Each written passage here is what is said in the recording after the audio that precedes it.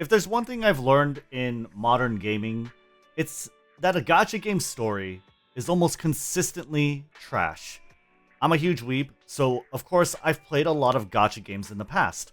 Arknights, Punishing Grey Raven, a little bit of Genshin when it launched, Honkai Star Rail, Wuthering Waves, I played a lot of them. And I'm going to list a bunch of complaints I've had with gacha game stories, and that's probably going to piss a lot of people off, but yeah, I think it's important to talk about in order to have a conversation about why I think Zenless Zone Zero's story is surprisingly really good. Now, the complaints I have for gacha game stories are usually one, the main story is way too complicated and is told in the most boring way possible. Now, what do I mean by this? The biggest examples I can think of off the top of my head is Arknights and Punishing Grey Raven. These storylines get way too convoluted, way too early. They bog you down with so much different terminology, really bad terminology too, like in Wuthering Waves, like tacit discords, right? And cataclysmic events. And out of all the ways to tell an anime story, the visual novel storytelling method is by far the worst. You have anime, you have manga comics, and then visual novel storytelling just being like text and like a 2D or even a 3D in-game model cutout of the characters. It's just really boring. It doesn't do my ADHD, my undiagnosed ADHD, any favors. I have to read the part over and over again before actually getting it. It's just not a very good way to tell a story, not for me anyway. Another thing that I really don't like about gacha game stories is that they lean way too much into the self-insert trope. Nearly every gacha game does this. Fate Grand Order, Arknights, Blue Archive, Nikke, and even Wuthering Waves to an extent. Especially in Nikke though, like where the whole plot is basically just an excuse to have a bunch of combat-ready sex drones. All the characters fawn over the player, and it's the most eye-rolly part of the genre, to be frank. But the main thing I dislike the most about gacha games is the characterization. Characterization is what I like the most out of my stories, and I'll give you a good example of good characterization here. This example is one event in One Piece that happens which piques my interest and leads me to catch up all the way to the New World Doflamingo arc. Now this is like several years past and like obviously a lot has happened since then, but still it drove me to binge watch and read all the chapters of a lot of the series. I was late coming in to One Piece. And that event is Luffy versus Usopp. Now, I'm not going to get too lost in the weeds giving you all the details, but that event is one of my most favorite in all of anime because it established to me that the characters each had their own morals, convictions, and motivations that drove them. Alongside that, they also have their own lines that they won't cross, to the point where these characters who travel together for so long eventually find points in their relationship where enough is enough and they have to break up. Eventually, they do reconcile their differences and all is good, but everything from the point of their conflict to their resolution, to me, was believable and felt reasonable, and it felt like there were actual stakes on the line. Now, for me, characterization is all about a character's integrity. How true are they to themselves, and do they have an interesting and a defined self to begin with? So let's go ahead and talk now about Zenless Zone Zero. The prologue doesn't really have a crazy plot, but the main purpose is to establish the setting.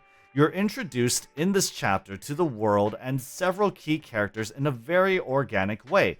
You learn that hollows are dangerous zones that mysteriously pop up randomly and take over the natural world, leaving within them items, belongings, and sometimes people in need of rescue. This abnormal occurrence naturally creates two groups of people: hollow investigators, who are looking for the source of these hollows and answers to prevent them from occurring, and hollow raiders, who either take the lost things within them to make a quick buck, or take odd jobs to retrieve things from inside. We learn why hollows are dangerous, not only for inhabiting dangerous creatures like the ethereals, but also because hollows contain ether, which naturally turn people into the ethereal monsters that we talked about earlier, if they are exposed for too long to that ether. Some people naturally have resistance to ether, and these people usually make up the hollow investigators or raiders that I mentioned earlier. What I like is that the Hollows create this chain of developments, this world building that feel justified and organic. And this chain continues by introducing you to the role of proxies. Both the investigators and the raiders need all the help they can get, and so the main characters, Belle and Wise, are introduced as legendary proxies. People who remotely pilot Bangboos, the cute little rabbit drones, in order to act as guides and navigators throughout the Hollows. Their jobs as Hollow navigational experts is a profession that naturally spawns off from the existence of both the investigators and the raiders. This is good world building and it helps set up a good foundation for good characterization. The Cunning Hares are a group of Hollow Raiders. They're instinctive, greedy, and short-sighted, and have built up a reputation to rip off or scam the people that commission them. But their main drive is to survive, and they do so by playing off of their talents, which consist of fighting and their tolerance for ether. They're basically a tight-knit group of street kids, and while they are greedy, they do demonstrate a level of humanity that some people in this world seem to have abandoned. Belle and Wise are the main characters, but there are a lot of reasons why I like them. For one, they're voiced, and they are full of personality. They're not like Rover from Wuthering Waves, who more or less acts as a self-insert that happens to be extremely calculating or smart. They're not like the Traveler in Genshin, who was a silent protagonist. They're also not like the Trailblazer in Honkai Star Rail, who mysteriously pops into existence and is immediately embedded with a nuclear cataclysmic plot device in their body.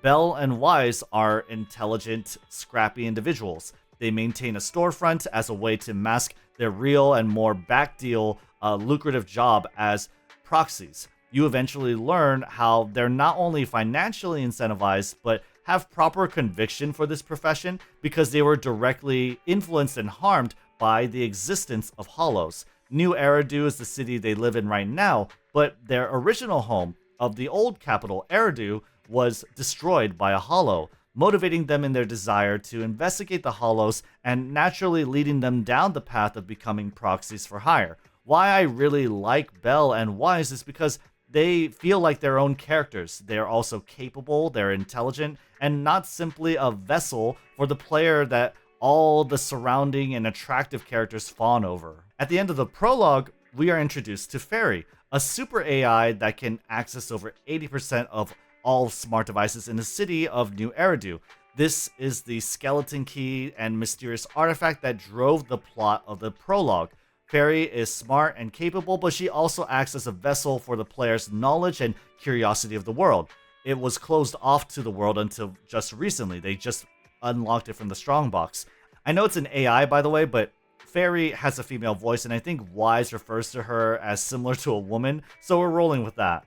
Even though Fairy can find information, she doesn't know it offhand, and so she has to look up information about things like the Hollow Zero investigation. The main thing that I wanted to touch on in this video, though, is Chapter 1 of Zenless Zone Zero, Cats Lost and Found, the chapter where they introduced Nekomata.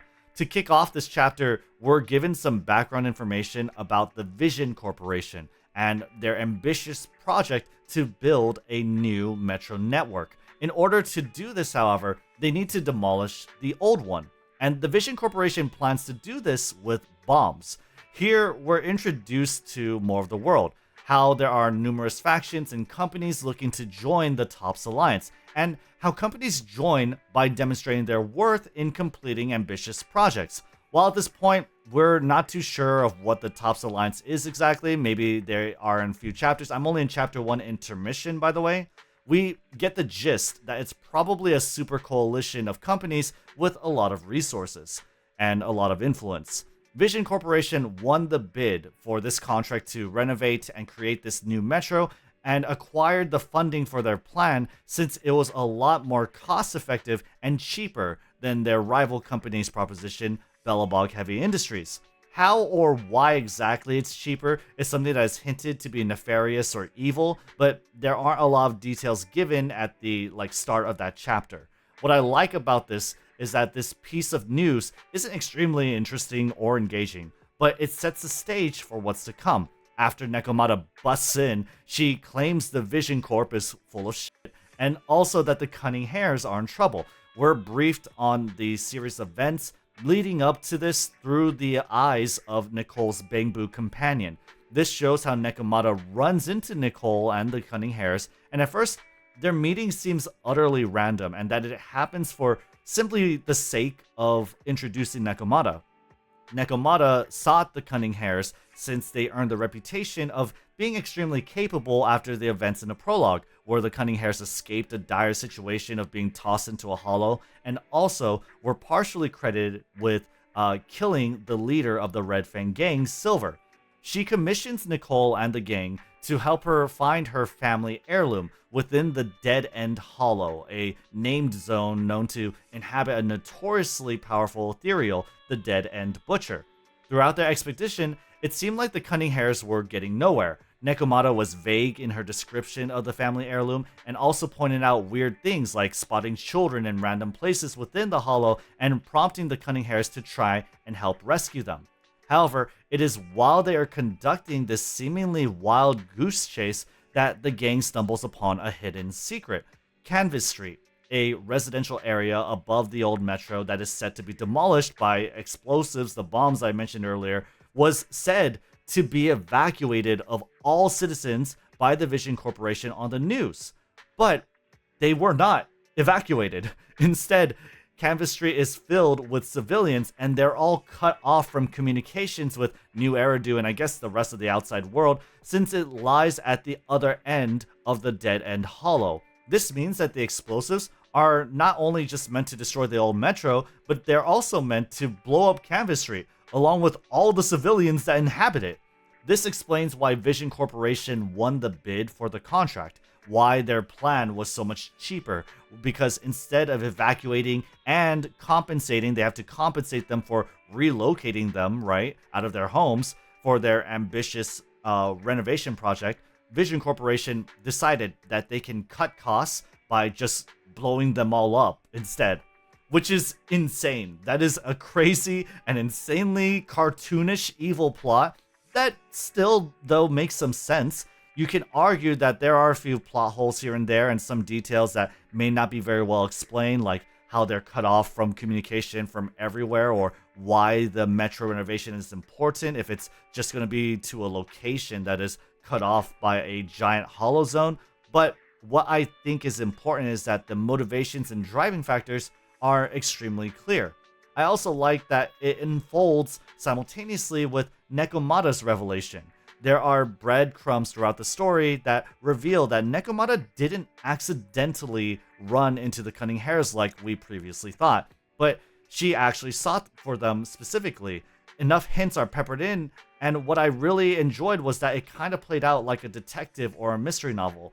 Nekomata was, in fact, leading them on a wild goose chase, and for a nefarious reason of her own. It turns out that Nekomata was a major figure in the Red Fang gang and revered Silver, the Red Fang gang's leader, as a sort of father or older brother figure. Nekomata wasn't impressed by the Cunning Hare's deed of killing Silver, but instead she was seeking revenge against them for that very same reason. But because the Cunning Hares were so willing to help the Canvas Street civilians with their situation, Canvas Street being the birthplace of the Red Fang gang, and because one of them corrected Nekomata in that it was public security who chased both the Cunning Hares and Silver into the hollow, eventually leading to Silver's demise where he transforms into an ethereal that would be destroyed by, the Cunning Hares. We see Nekomata's character unfold. Not only do we learn of Nekomata's cunning and conviction, she's willing to lie and deceive other people in order to just murder them, but we also see her level of guilt and wanting of redemption. She feels bad for having tried to murder the Cunning Hares for her misunderstanding. So while Nekomata, the Cunning Hares, and the Phaeton siblings Bell and Wise are all executing on their plan to rescue and evacuate the civilians of Canvas Street, they eventually are stopped by Vision Corporation, and Nekomata goes out of her way to try and sacrifice herself to resolve the entire situation. This whole character arc is something that didn't take too long to tell, but was extremely effective in conveying Nekomata's character, which I thought was really good.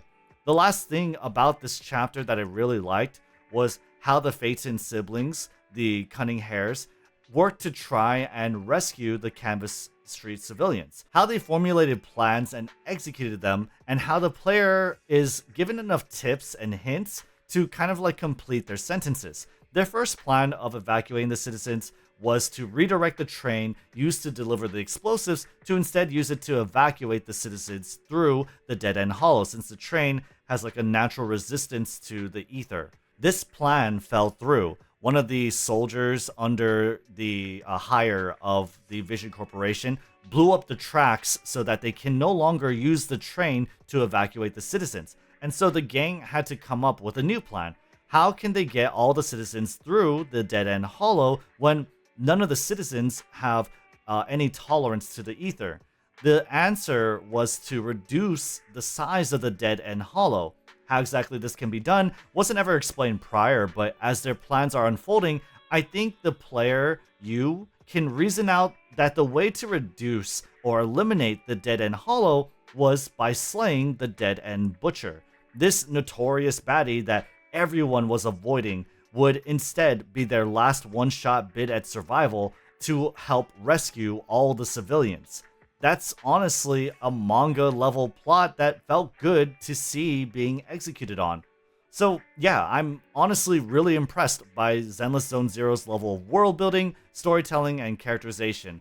The setting is explained perfectly without a ton of confusing terms thrown your way. Instead of being totally reliant on the 3D in-game models, cutscenes, and visual novel delivery like other gacha games, I think the comic panels that they use have a great level of detail, very good art that helps engage the player. I thought Nekomata's plot for revenge and Vision's evil secret, how these two plot lines were told and eventually tied together, were done extremely well. I also like how the characters demonstrate a high level of competence and make plans and execute on these plans on screen and in ways that are understandable and logical. Not all of these plans succeed, but when they fail, they try again. All the while, they aren't flawless beings, nor do they lack a personality. The Cunning Hares are greedy, but scrappy. Nekomata can be nefarious, but is overall a kind and a person who wants to take responsibility when she fucks up, when she does a misdeed.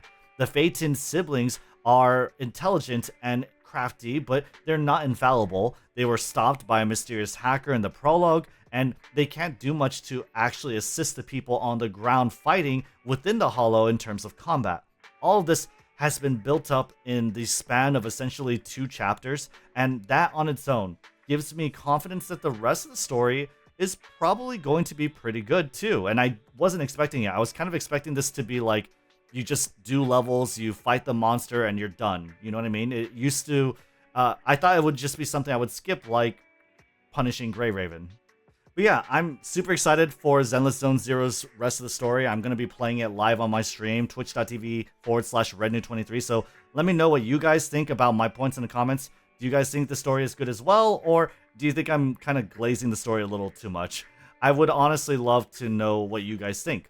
Thanks for watching. My name's Rednew, and I'll see you on the next one. Thanks.